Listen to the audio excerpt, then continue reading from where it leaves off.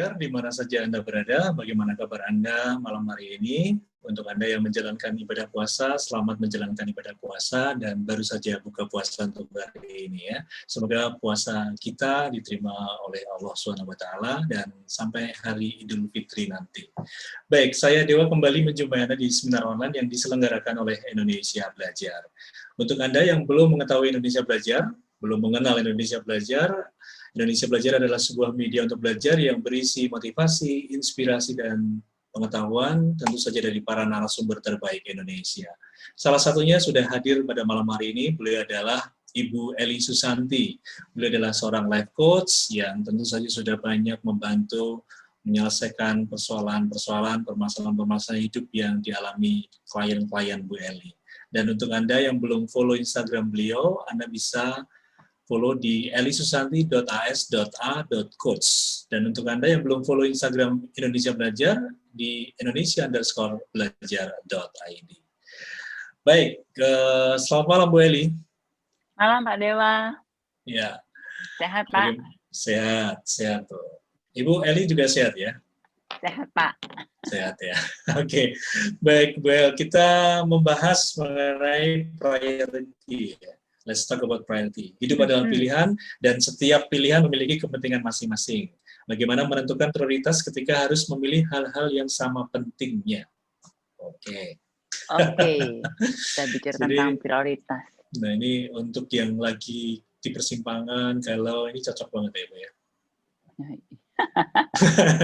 Tapi kalau saya lihat peserta saya malam ini Pak ya, peserta yang ikut live malam ini kayaknya nggak ada yang galau nih Pak. Ini udah selesai semua nih urusannya. Iya ini. Jadi mungkin malah bisa sharing ya Bu ya. Iya, malah bisa sharing ini. Ini ada Bu Inge juga. Ada Bu Inge juga. Ada Wewe juga nih. Jadi ya. Iya, Bu Wewe tadi, Pak Hendi. Oke, silakan Bu El. Terima kasih Pak Dewa. Selamat malam teman-teman. Selamat datang kembali dan salam kenal untuk yang baru hari ini. Tadi Pak Dewa sudah mengenalkan saya. Kalau saya lihat nih, yang lain adalah teman-teman lama saya yang biasa join. Malam ini kita mau ngomongin tentang prioritas. Nah, prioritas itu kenapa sih kok perlu kita bicarain? Sebenarnya prioritas itu menjadi perlu ketika kita harus memilih. Kalau nggak perlu memilih, kayaknya kita baik-baik aja. Nggak ada prioritas, mungkin kita tetap happy-happy saja, tidak mengganggu. Nah, dari teman-teman yang ada di sini nih, ada nggak yang sering merasa susah memilih atau susah memutuskan? Ada nggak? Ada nggak nih? Nggak ada ya? Dan saya Bu Jenny, Bu. Saya Bu Febriati juga. Oke. Ini kayaknya headset saya lowbat tiba-tiba, jadi saya harus ganti headset. Oke. Ada Bu Jenny, sering galau, susah memutuskan. Boleh ditambahin nggak? Dalam hal apa nih biasanya susah memutuskan? Biasanya, dalam hal apa? Apakah dalam hal memilih pakaian? Atau dalam hal apa? Sebenarnya ya, kita setiap hari itu kan pasti kita memilih. Apakah itu mau milih pakaian, atau bahkan yang paling gampang, kita itu pasti memilih menu di restoran. Hari ini kita mau makan apa kalau kita ke restoran. Atau kalau ibu-ibu yang memasak, itu kan pasti setiap hari kalau misalnya mau belanja ke pasar, mau beli bahan-bahan masakan, itu memilih. Ya kan? Nah, ketika memilih hal seperti itu, mungkin terlihat atau terasa mudah. Nah, untuk beberapa hal jadi sulit. Apa yang membedakan ketika kita bisa memilih dengan mudah, dan apa yang membedakan ketika kita susah memilih sampai kita terbawa menjadi galau? Kira-kira apa? Kira-kira apa?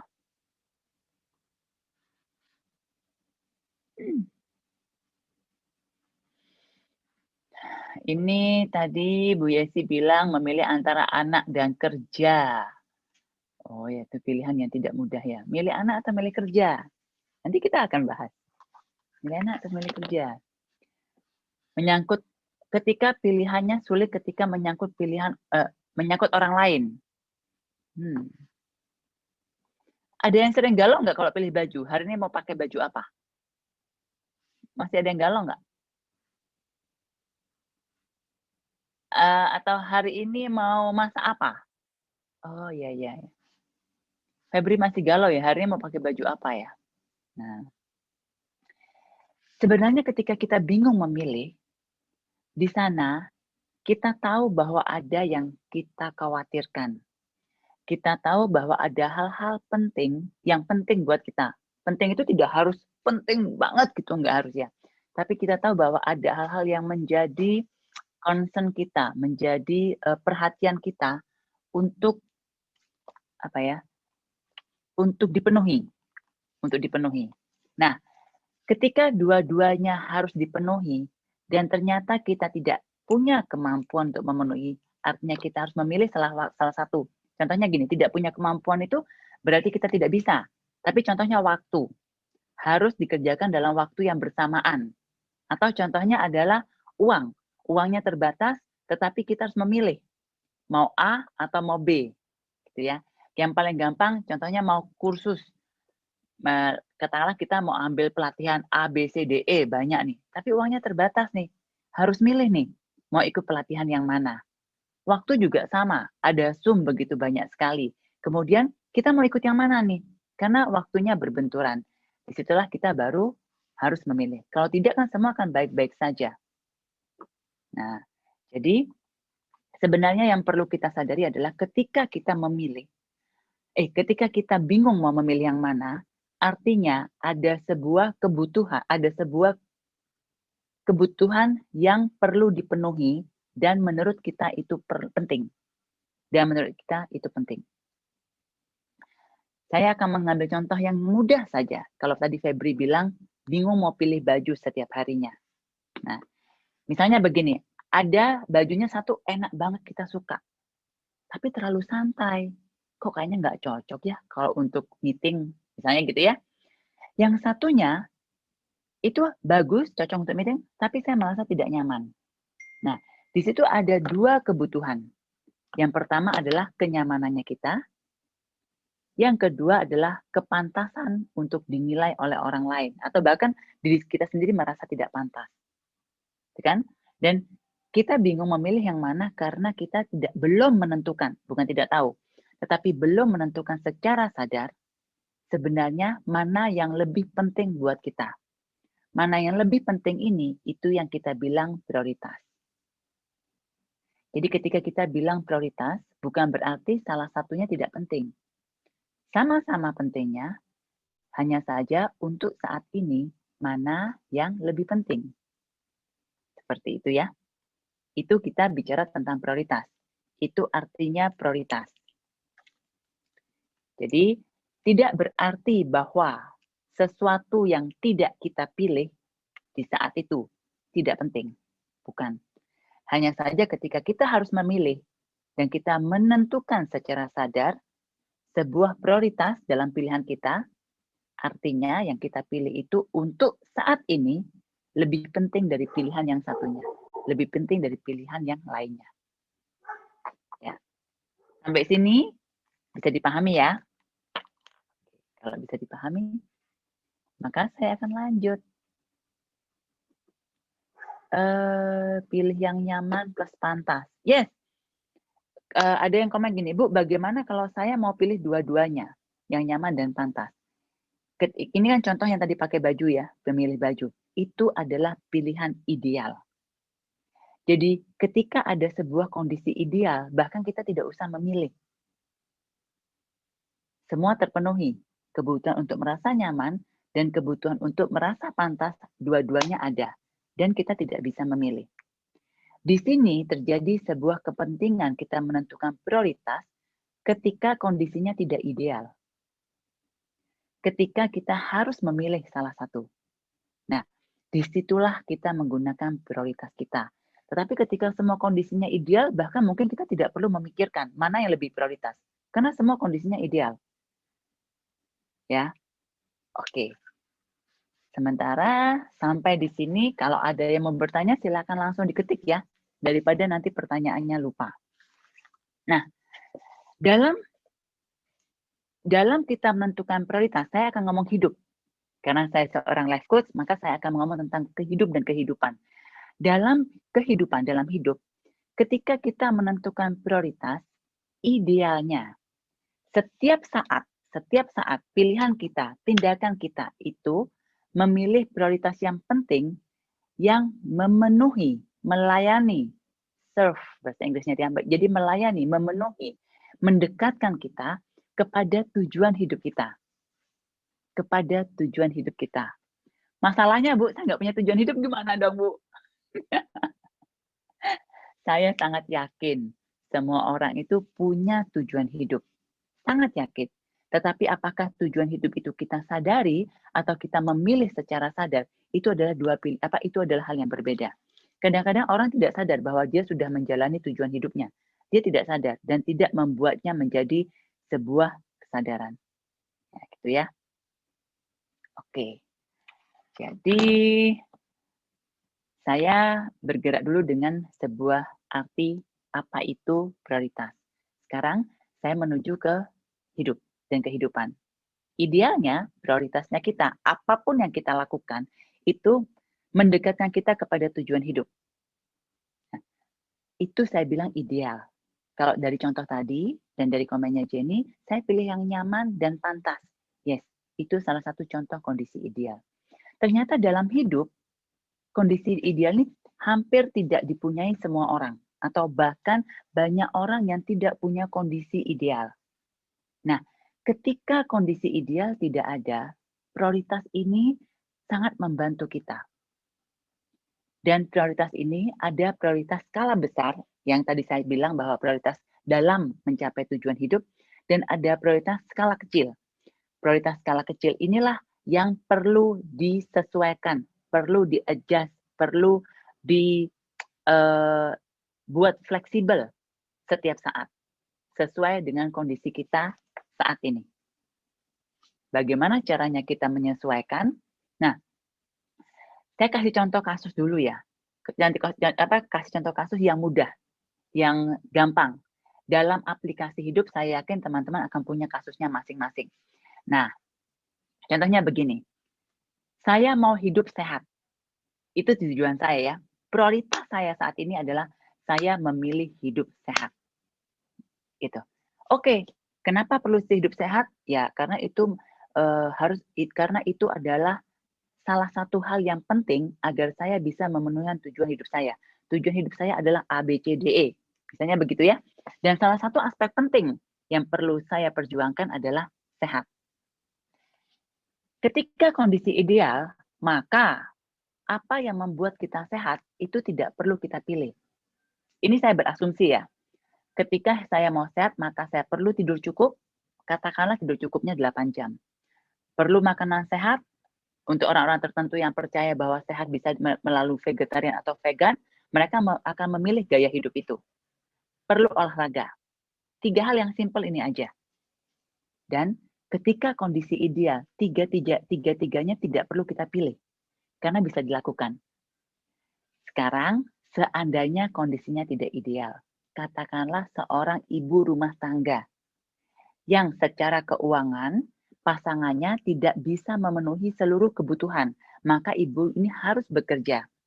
Ibunya bekerja 8 jam, punya anak 3, berumur 10, 6, dan 3 tahun, tidak punya pembantu, dan tinggal bersama mertua yang juga banyak tuntutan.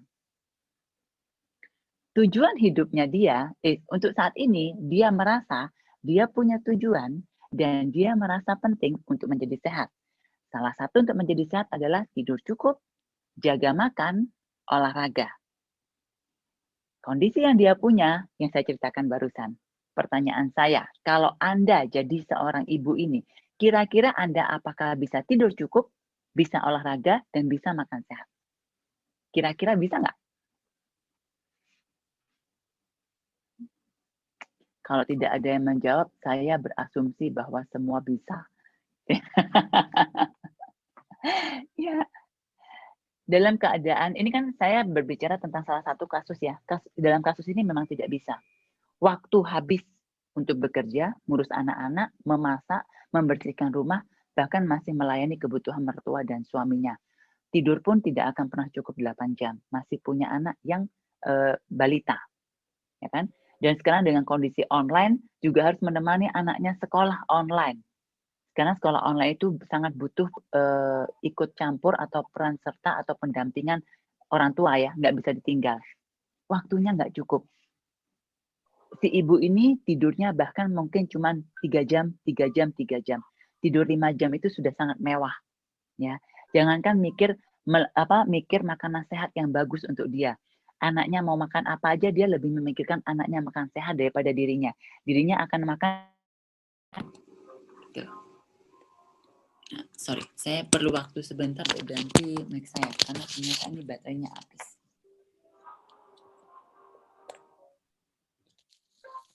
Oke, apakah ini bisa terdengar? Pak Dewa bisa dengar suara saya? Bisa, Bu. Bisa ya? Bisa. Oke, good. Jadi, nah, disinilah kita perlu, yang tadi saya katakan, perlu prioritas skala kecil. Yang artinya kita perlu melakukan penyesuaian dengan kondisi kita ketika kita tidak ideal. Saya akan tetap ambil contoh kasus ibu ini ya. Apa yang perlu dilakukan ibu ini? Prioritasnya dia adalah dia harus sehat. Kenapa dia harus sehat? Kalau dia tidak sehat, dia juga tidak bisa berfungsi dengan baik untuk bekerja, menjaga anaknya, mengurus rumah tangga, dan segala macamnya. Kalau dia nggak sehat, dia nggak bisa melakukan itu. Dan nasihat dari orang-orang sekitarnya, dari teman-temannya, dia harus jaga dirimu sendiri loh. Kamu harus sehat loh. Kamu nggak boleh capek loh. Kamu harus tidur cukup loh. Ya, betul. Itu sangat betul. Permasalahannya adalah untuk kondisinya dia tidak mungkin dan dia tidak bisa melakukan tidur cukup. Apa yang harus dilakukan? Bagaimana menentukan prioritasnya? Dia bilang, Bu, prioritas saya ini hidup sehat. Gimana caranya saya punya waktu untuk melakukan aktivitas agar saya sehat? Kondisinya tidak memungkinkan. Nah, jadi saya akan memberikan gambaran seperti ini. Saya akan memberikan gambaran dulu ya. Nanti kita akan kembali ke kasus. Siapa yang di sini pernah mendaki gunung? Pernah mendaki gunung? Oke, Inge salah satunya. WW yang saya tahu ya. Terus siapa lagi? Pak Hendy. Ya. Terus siapa ya? Beberapa teman pernah mendaki gunung. Atau kalau misalnya tidak pernah mendaki gunung, suster juga pernah. Selamat malam suster. Saya belum menyapa suster nih ya. Wah. Selamat malam. Saya nggak menyangka. Pernah mendaki Gunung Ijen. Oh, Gunung Ijen ya, suster. Oke, kalau Gunung Ijen nggak ada posnya sih, suster. Tapi oke, kita bisa pakai. Ada satu pos ya, suster. Nah, oke. Kalau kita, atau kita pernah mendengar ceritanya orang tentang mendaki gunung. Bayangkan, ingat-ingat ketika kita mendaki gunung. Tujuan kita adalah mencapai puncak. Betul? Mencapai puncak gunung. Atau mencapai sebuah tempat di gunung itu, kenapa kita mau naik gunung. Nah, ketika semua kondisinya ideal, maka kita akan mencapai puncak gunung sesuai rencana. Ya kan? Nah, kalau orang-orang yang pernah naik gunung, contohnya WW yang pernah naik gunung itu sampai kemana ya? Everest ya? Himalaya ya. Himalaya, oke. Nah, ternyata banyak kondisi yang tidak terduga dan harus disesuaikan. Kalau di awal, prioritas kita adalah mencapai puncak gunung tepat waktu, itu adalah prioritas yang harus dicapai karena dengan berbagai macam alasan sudah menyiapkan fisik, bekal, dan segala macamnya sudah disiapkan. Tiba-tiba di tengah jalan, belum nyampe pos 1, hujan badai. Oke? Ketika terjadi hujan badai, jangan mikir deh mau nyampe puncak, nyampe pos 1 aja, itu aja dulu yang dipikirin. Betul? Nggak mikir deh mau nyampe apakah sampai puncaknya on time, tepat waktu, sesuai yang direncanakan, atau memang bahkan kita harus atau pasti nyampe puncak, nggak mikir. Ketika hujan badai terjadi, prioritasnya berganti. Gimana caranya semua selamat sampai pos 1. Bu El, suaranya agak kecil. sampai pos 1 dan masih on time. Karena kita akan melanjutkan perjalanan kita ke pos 2. Ketika kita jalan tengah-tengah sampai pos 2, ada 3 teman kita yang cedera. Gimana caranya lagi? Adjustment lagi. Nah, prioritasnya apa? Well, Menyelamatkan yang cedera, tetap berada dalam satu kelompok, atau kita tetap mencapai tujuan. Kita Well, mulai mengatur. suaranya kecil, Bu. Kenapa suaranya nggak dengar, Pak? Saya nggak Iya, dengar suaranya Pak kayaknya Dewa. sepertinya ada kelepas atau apa mungkin. Saya kok nggak dengar suaranya Pak Dewa ya? Ya, Bisa dengar suara saya? kecil, Bu.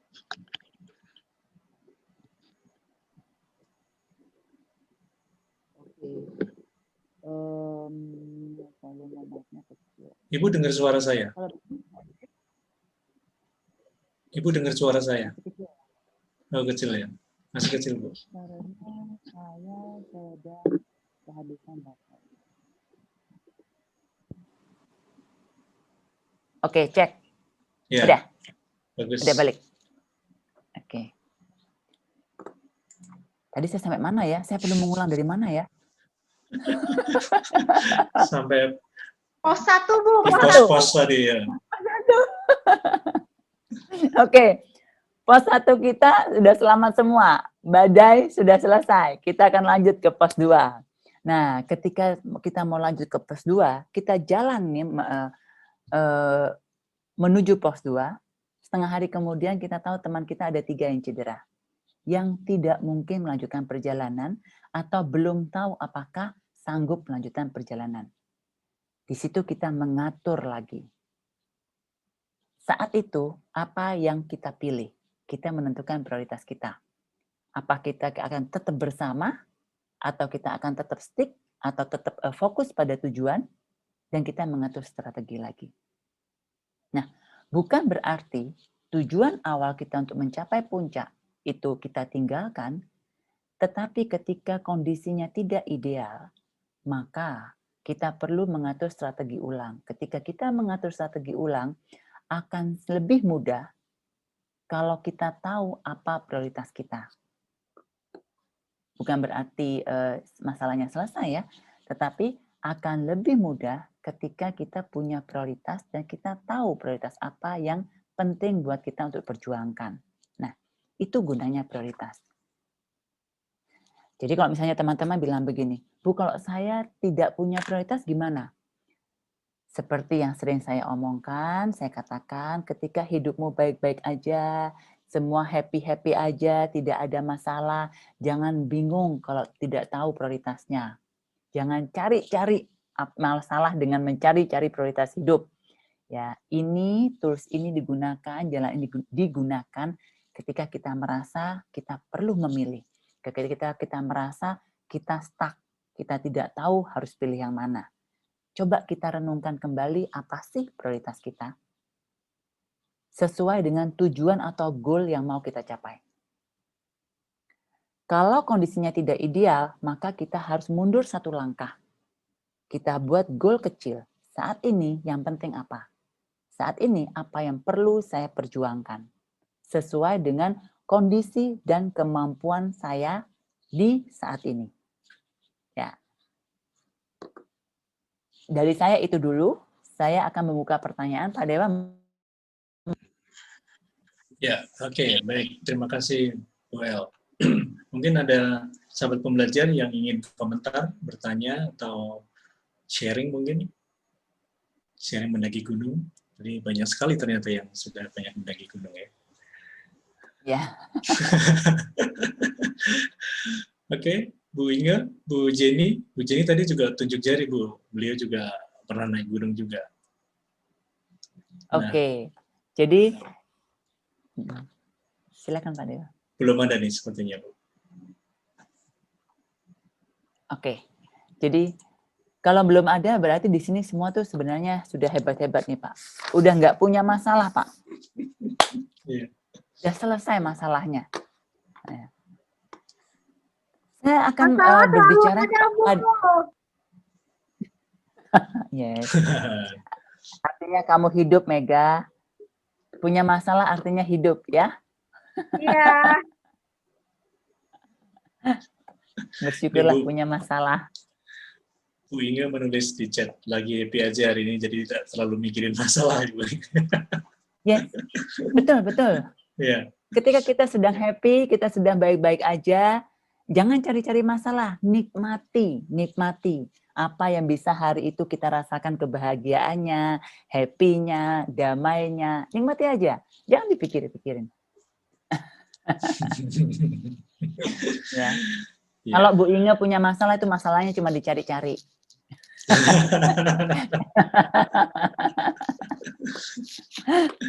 Dicari-cari Oke, untuk jadi jangan suka diselesaikan ya, cari-cari Bu Inge. masalah.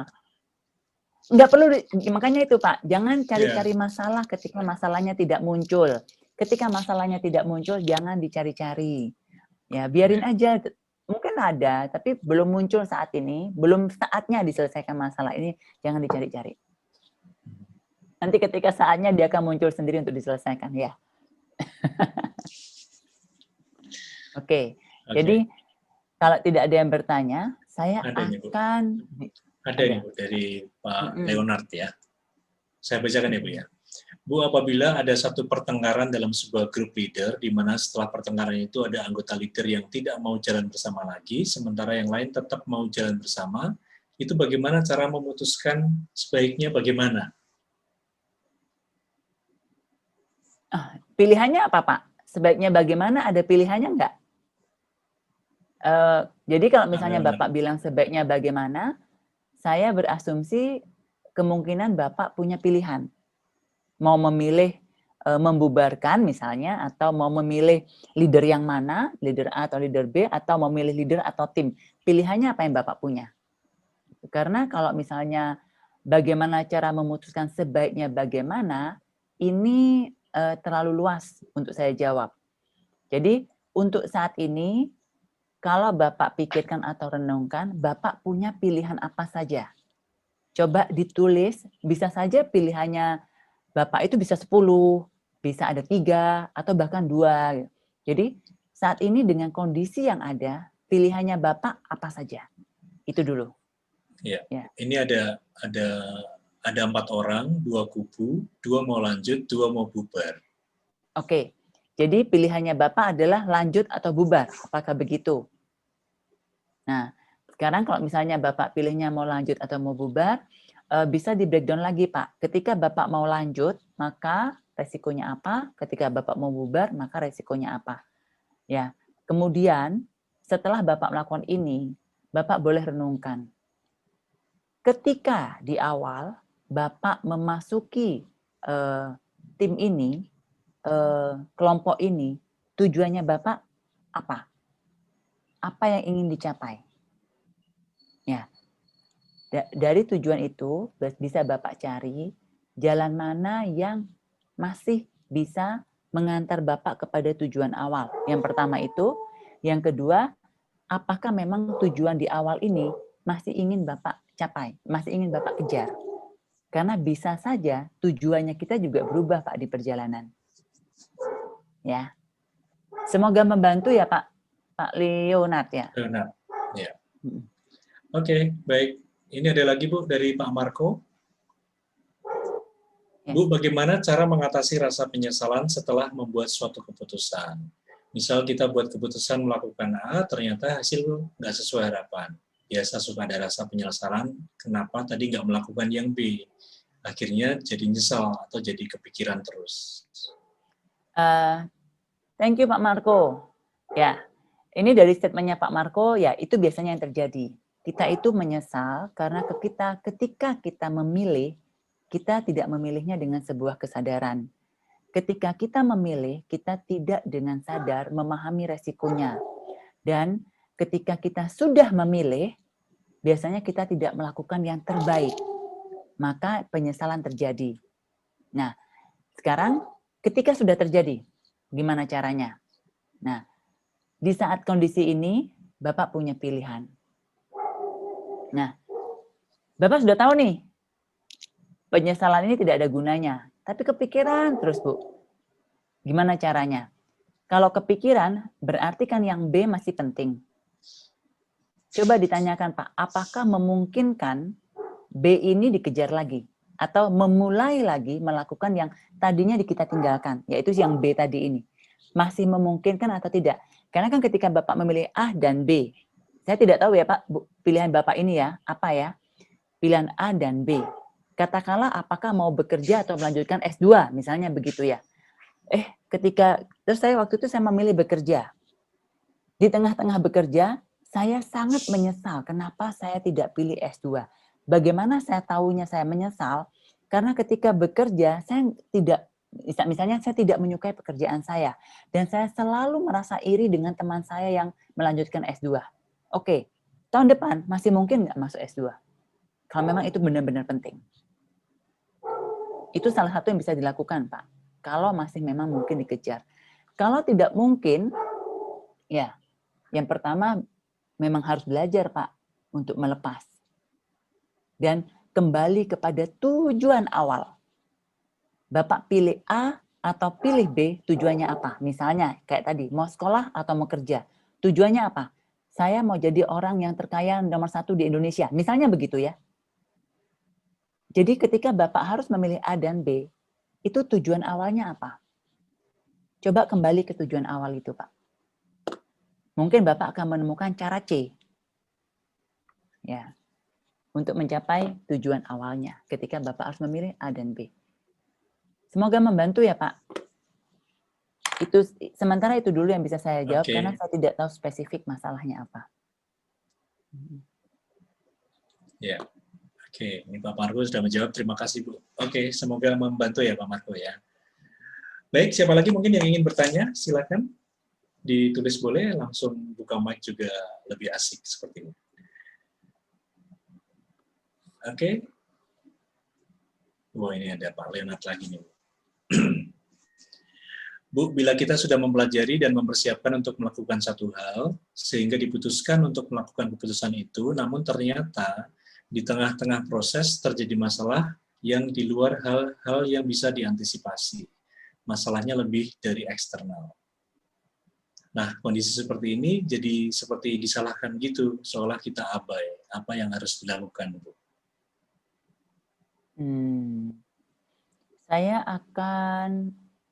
Saya tidak terlalu jelas dengan pertanyaannya sebenarnya, Pak. Tetapi saya akan berasumsi bahwa Bapak memilih sebuah pilihan, ternyata di tengah-tengah Bapak menghadapi masalah yang tidak bisa Bapak kontrol, karena itu masalahnya dari orang luar ya. Terus dengan kondisi itu yang disalahkan adalah Bapak. Kenapa Bapak memilih jalan ini? Kan? Ya. Ya. Oke. Kalau itu sudah terjadi, apa yang harus dilakukan? Yang harus dilakukan adalah, Pak, yang pertama kita tidak bisa mengontrol kondisi luar, seperti Bapak tadi kan ya. Nah, kalau Bapak tujuannya penting ketika Bapak memilih ini, dan Bapak bisa berpikir ulang. Dengan tujuan yang ingin saya capai, apakah penting saya melayani atau meladeni orang yang menyalahkan saya? Ini kan pendapatnya orang nih, kita disalahkan. Apakah penting saya melayani orang yang menyalahkan saya untuk mencapai tujuan saya? Kalau tidak penting, ya semoga Bapak punya kekuatan dan motivasi yang cukup kuat untuk Bapak terus mencapai tujuan. Nah, kalau itu penting, maka Bapak perlu komunikasi dengan orang itu. Ya, masalah eksternal kita tidak bisa apa-apakan. Contohnya ketika kita tadi naik gunung, ada hujan dan badai. Kita nggak bisa kontrol hujan dan badai. Dan kita nggak bisa bilang, tahu gitu kan kita berangkatnya besok. Tahu gitu kan kita berangkatnya seminggu lagi. Tahu gitu kan kita berangkatnya 2 hari lagi. Karena kapanpun kita berangkat, akan ada hal-hal eksternal yang tidak bisa kita kontrol. Ya, Pak. Jadi ketika itu terjadi, jauh lebih penting Bapak menyesuaikan langkahnya agar tetap fokus kepada tujuan. Mungkin itu yang bisa saya jawab ya, Pak. Oke. Baik, Pak Leonard. Oke, thank you, Bu. Oke, semoga membantu. Pak Leonard. Baik, untuk yang lain ada lagi? Oke. Saya akan lanjut dulu Pak ya, sambil Ya, menunggu ya silakan. teman-teman ya. Ya. Pada umumnya ketika kita melakukan sebuah pilihan atau prioritas, kita menghadapi masalah apapun seperti yang tadi teman-teman bilang, kalau kita sudah memilih nih Bu, di tengah jalan ternyata ada hambatan. Dan saya nggak bisa apa-apa, kok jadi muncul penyesalan ya, kenapa saya nggak pilih yang A, yang B, yang C. Nah, saya akan memberikan gambaran agar lebih mudah. Dengan teori kebutuhan dasar manusia dari Maslow. Teman-teman pasti tahu ya, piramid kebutuhan ya, hierarki kebutuhan. Yang pertama adalah kebutuhan fisik, yang kedua adalah kebutuhan psikologi dan kebutuhan aktualisasi diri. Ini yang berhubungan dengan tujuan hidup. Kebutuhan fisik ini kan ada rasa fisik, ada rasa keamanan ya. Merasa aman, punya tempat tinggal dan segala macamnya. Fisik itu makan dan segala macamnya. Bisa Google ya, teori Maslow. Kemudian kebutuhan sosial untuk punya interaksi dengan orang lain, untuk merasa diterima, untuk merasa dicintai. Kemudian step berikutnya adalah merasa dihargai dan aktualisasi diri. Nah, biasanya ketika kita bingung memilih prioritas mana yang mau kita pilih, kalau memang benar-benar bingung dan tidak tahu, untuk memudahkan pakai aja teorinya Maslow. Maksudnya bagaimana? Kita cek ketika kita menghadapi masalah, pilihannya kita tuh sebenarnya berbenturan di hierarki yang mana. Kita biasanya akan lebih sulit memilih hierarki yang lebih tinggi ketika yang bawah belum terpenuhi. Contohnya begini, bagi saya penting Bu penghargaan. Yes, betul penghargaan. Tapi perut masih lapar. Itu ya. Inginnya hati ini adalah memilih penghargaan. Tapi kenapa kita galau? Kenapa kita tidak bisa memilih penghargaan dengan mudah? Karena kita tahu, sadar kita tahu bahwa kita masih punya kebutuhan fisik, yaitu rasa lapar secara fisik yang harus dipenuhi. Nah, jadi ketika teman-teman bingung melakukan sebuah pilihan atau prioritas, saya menawarkan sebuah alat bantu, yaitu teori Maslow ini. Coba cek aja. Kemudian, untuk saat ini, lakukan dulu kebutuhan yang paling dasar. Untuk saat ini, penuhi dulu kebutuhan yang lebih dasar. Itu akan memudahkan kita untuk melangkah ke langkah berikutnya. Oke. Nah, saya memberikan alat ini untuk mempermudah ya. Tapi apakah ini satu-satunya tools yang harus digunakan? Tidak. Teman-teman bisa menggunakan tools apa saja. Saya ingin sekali menggarisbawahi kembali lagi, ketika tidak ada masalah, jangan cari-cari masalah. Ya. Ketika tidak punya masalah, jangan cari-cari prioritasnya. Tidak apa-apa kok. Ketika teman-teman bahagia dan tidak tahu prioritasnya, it's okay untuk ada di sana ya. Jadi, ya silakan Pak Dea. Ya, Bu El, ini ada Pak Endarto komentar, jika sudah kita putuskan sesuatu, kita menyesalnya dan sadar setelah menginjak usia tidak muda lagi. Ada komentar dari Bu Eli? Dari komentar Pak Endarto. Sorry, sempat terputus Pak. Saya baca aja, jika sudah kita putuskan sesuatu, kita menyesal dan sadar setelah menginjak.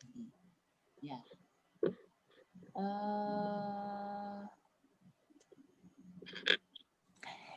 Itu biasa terjadi, Pak. Ya, makanya dalam salah satu hal yang saya sering ingat.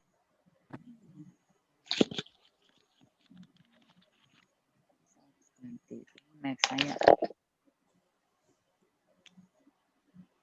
Oke.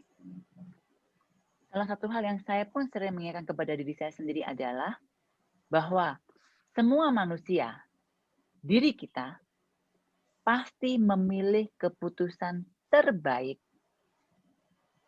di saat itu, sesuai dengan kondisi saat itu, sesuai dengan kemampuan kita saat itu. Itu adalah salah satu cara untuk kita merenungkan pilihan kita agar kita tidak kembali menyesali pilihan kita. Maksudnya apa? Kalau ketika Bapak masih muda, siapa nih? Pak Hendi ya? Hendarto. Pak Hendarto. Kalau Pak Hendarto ketika masih muda, sudah tahu masa depannya Bapak di tua itu seperti apa, seperti ini. Saya nggak ngomong tua lah ya, mungkin belum tua ya, tidak muda lagi.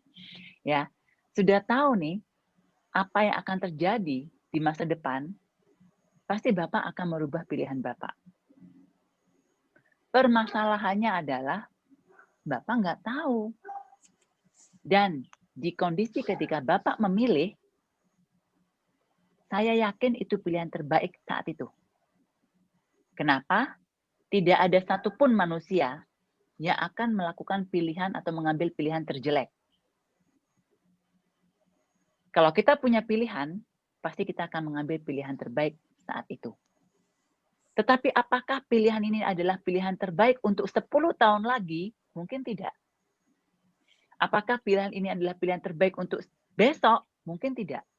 Ternyata pilihan saya bukan terbaik untuk memutuskan berenang karena ternyata hujan badai.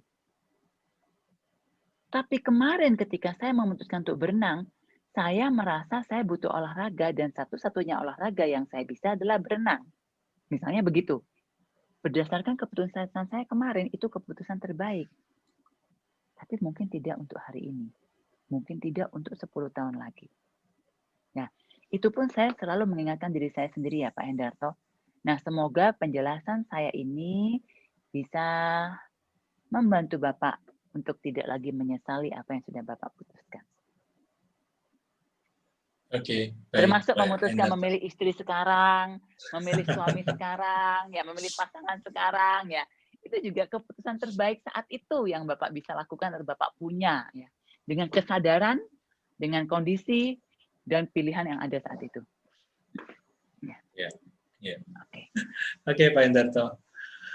Pak Leonard ini melanjutkan yang tadi, Bu. Bila yang menjadi masalah dalam sebuah proses adalah masalah emosi atau karakter dari tim yang boleh dibilang impulsif atau sejenisnya, maka apa yang harus dilakukan untuk mengobati hati yang sudah terlanjur terluka karena masalah emosi tersebut?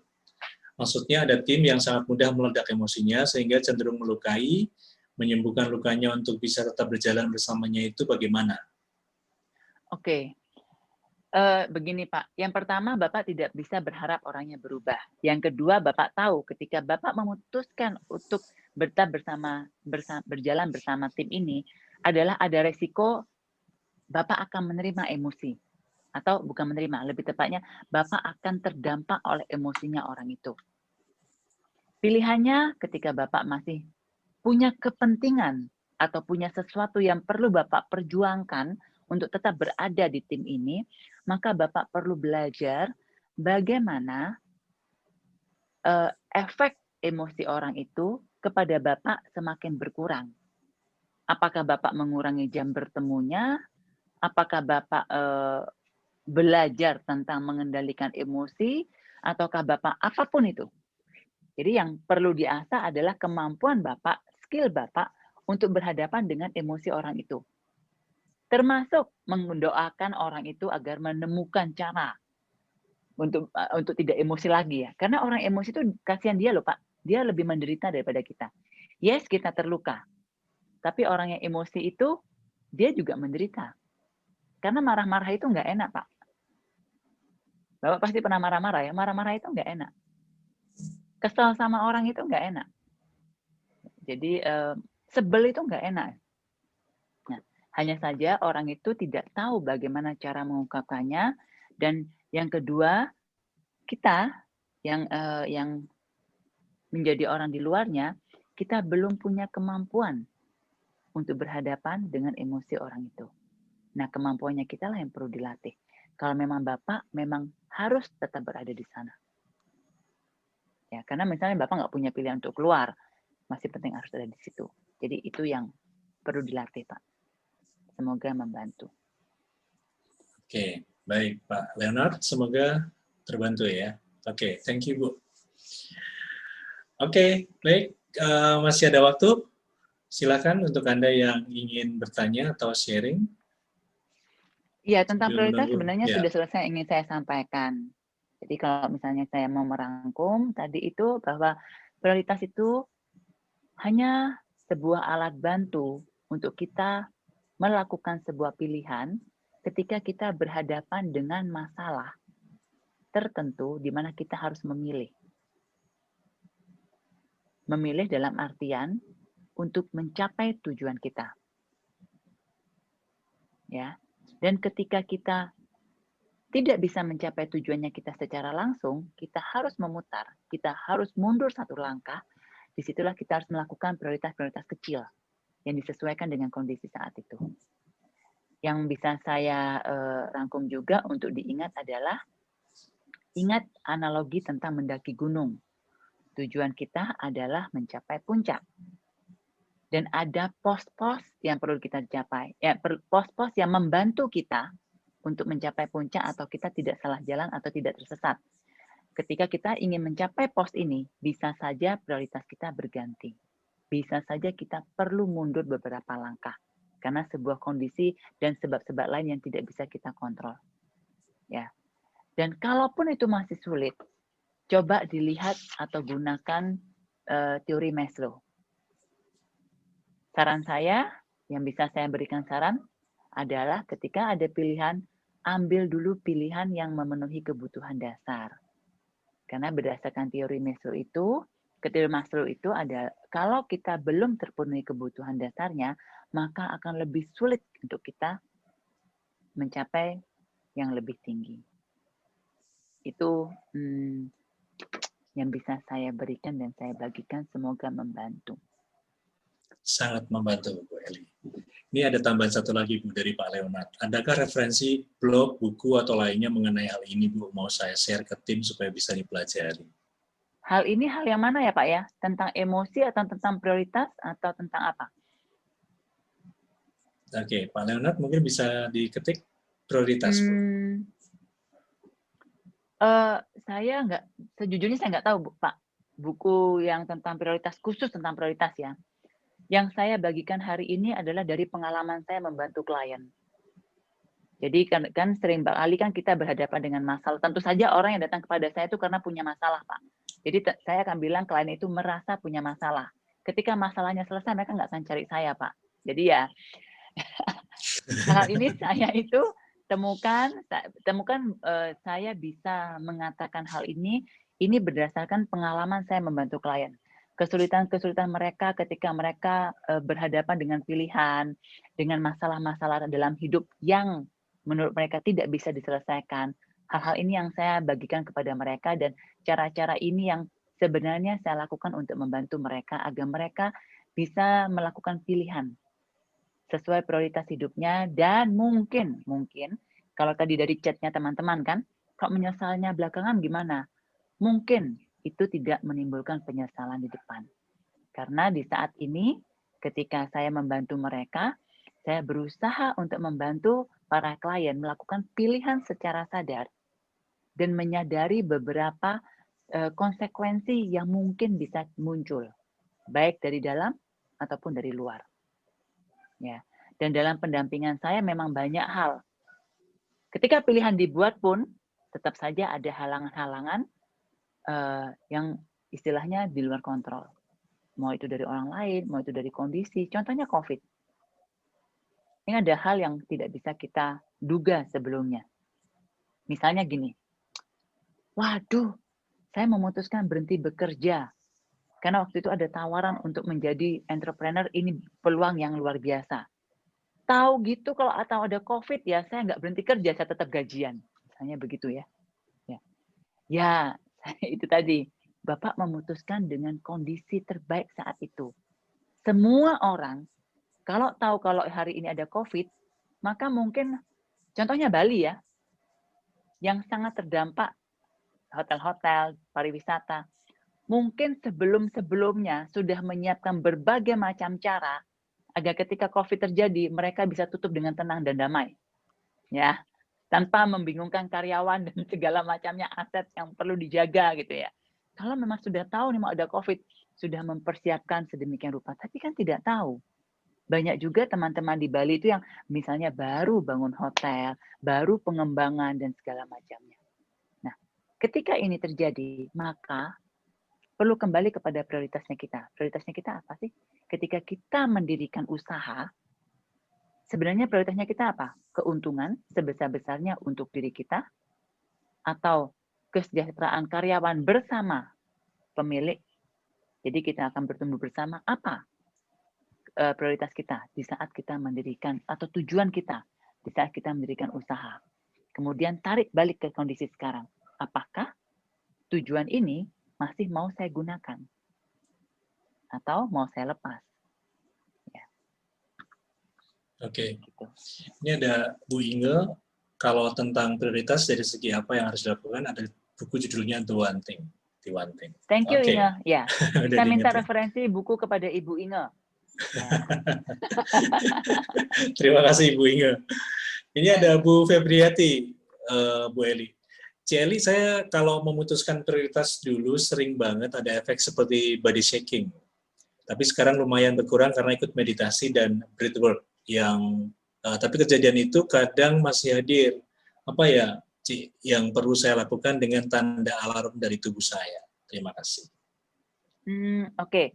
Febri ya? Ya. Apakah body shaking itu adalah sebuah alarm? Itu yang saya nggak tahu kalau di Febri, karena tadi kan pertanyaannya kurang jelas ya. Yang satu bilang ketika memutuskan sesuatu ada body shaking, yang kedua ada bagian kedua bilang tentang alarm. Jadi apakah body shaking itu adalah alarmnya Febri? Iya. Iya, Ci. Alarm atas apa? Jadi kalau misalnya mutusin sesuatu tuh kadang tuh kayak badan tuh geter gitu, Ci.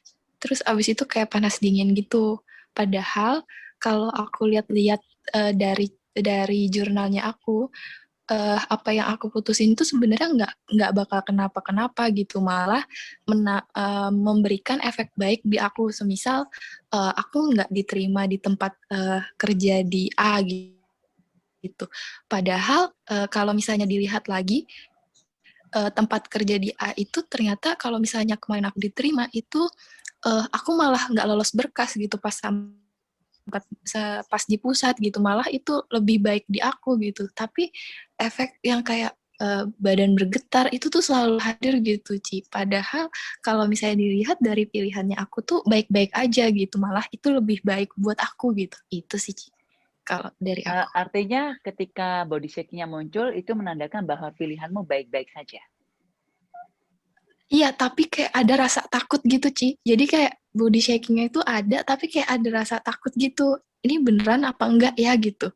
Jadi rasa takutnya lebih gede daripada rasa penerimaan kalau itu enggak apa-apa gitu. Takut atau excited? Takut kayaknya, Ci. Soalnya kayak geter-geter gitu, beda rasanya gitu. Oke.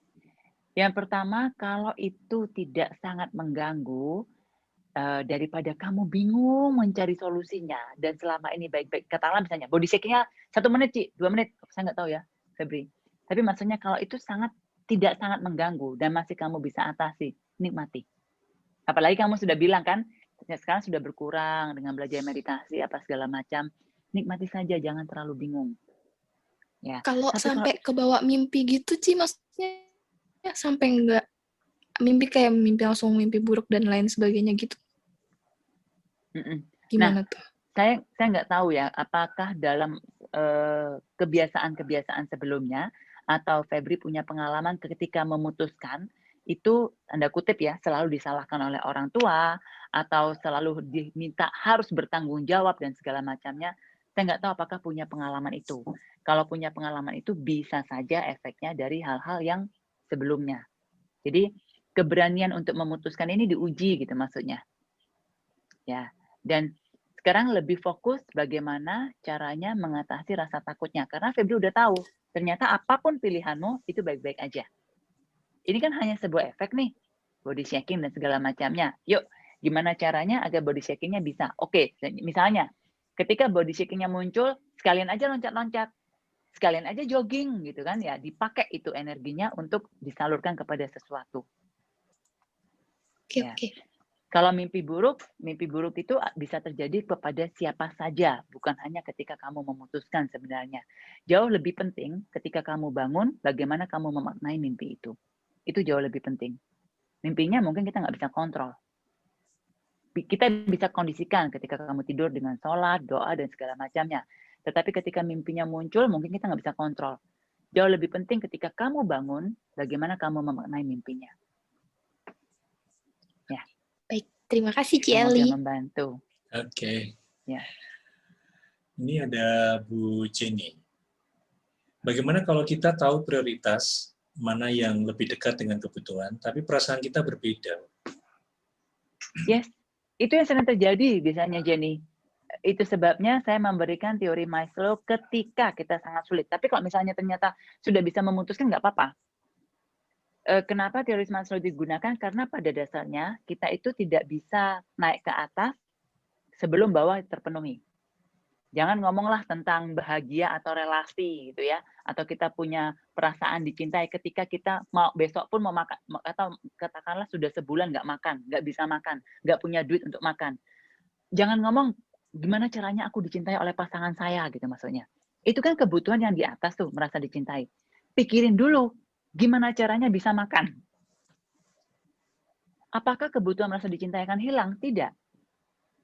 Nah, itu ketika kita susah memutuskan pakai teori Maslow. Tapi ternyata, enggak Bu, bisa kok saya, enggak apa-apa saya lapar, saya tetap pilih merasa dicintai ya. Enggak perlu teori Maslow gitu maksud saya. Ya, ini hanya sebuah tools yang kita pakai. Ketika kita benar-benar tidak tahu harus memilih yang mana, saya menyarankan pilih dulu kebutuhan yang mendekati kebutuhan dasar kita dari teori Maslow itu. Itu ya.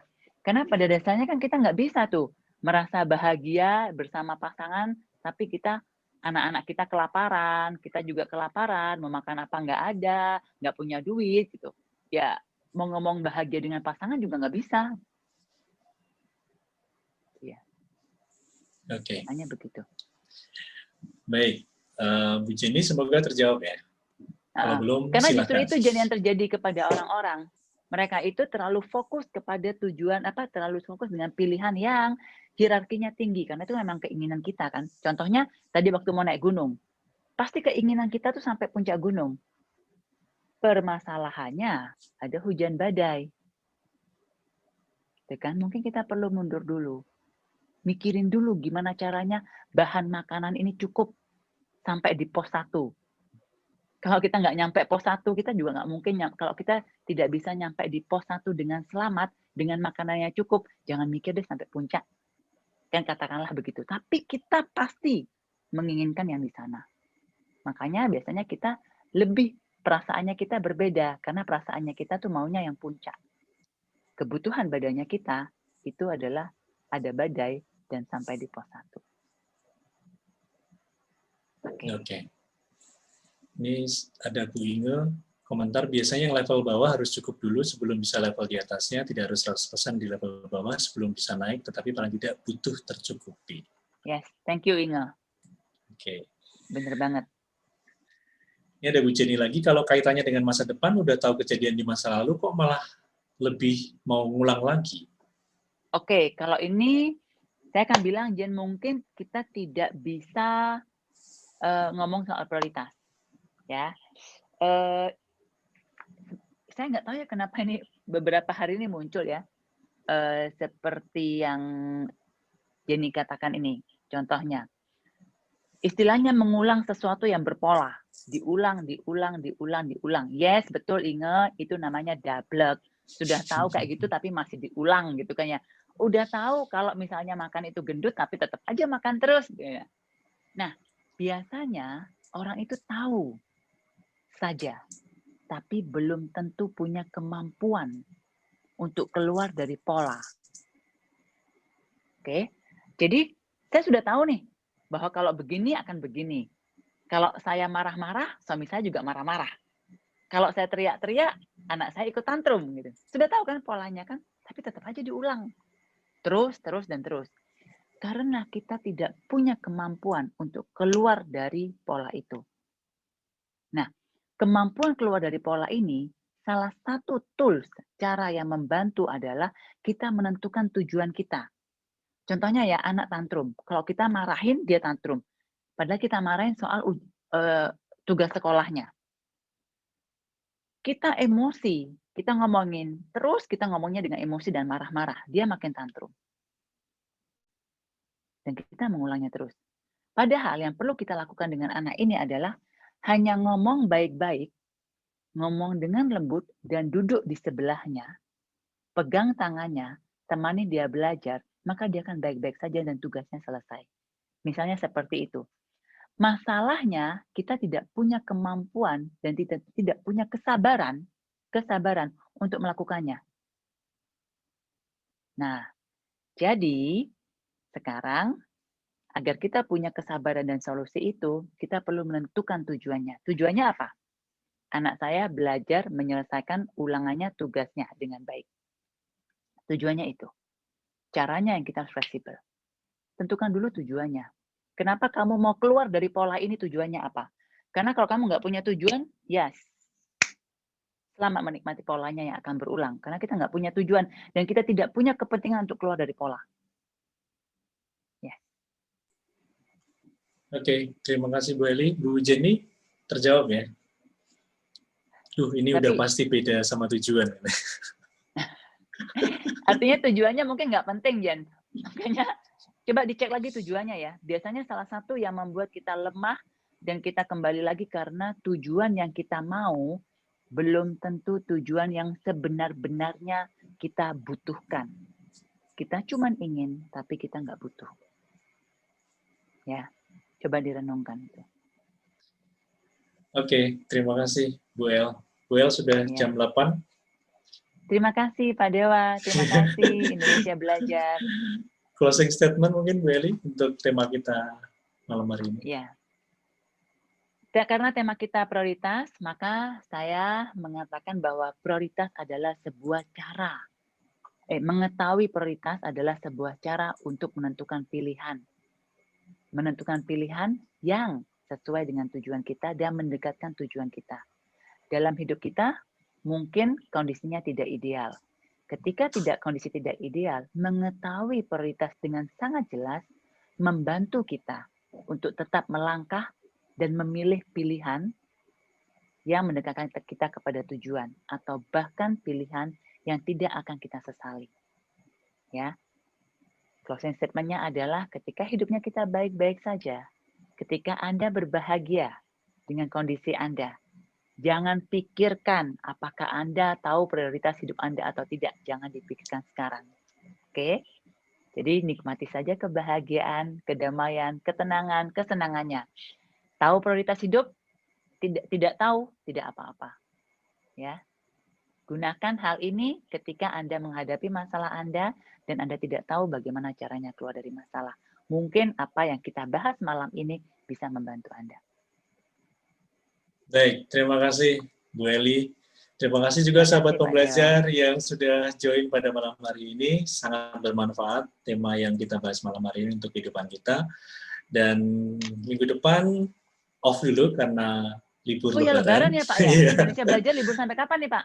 Seminggu libur Bu. Oh seminggu libur, oke. Ya, seminggu libur. Ya. Minggu depannya kita ketemu lagi.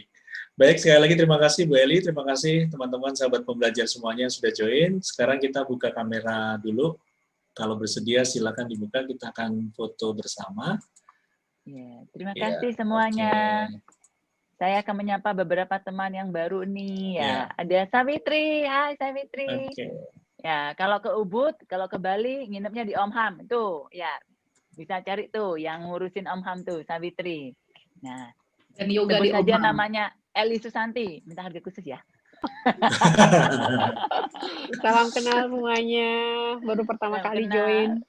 Ya, halo Sister, halo Yulin, ya, ada Natasha, ada Jo, hai Jo. Halo Ibu. Oke. Udah Pak fotonya Pak? Sambil sudah Bu Eli. Sapa-sapaan. Ya, sudah. Terima kasih semuanya. Terima kasih. Bermanfaat. Terima kasih semuanya. Terima kasih Pak. Thank you. Terima kasih sama-sama.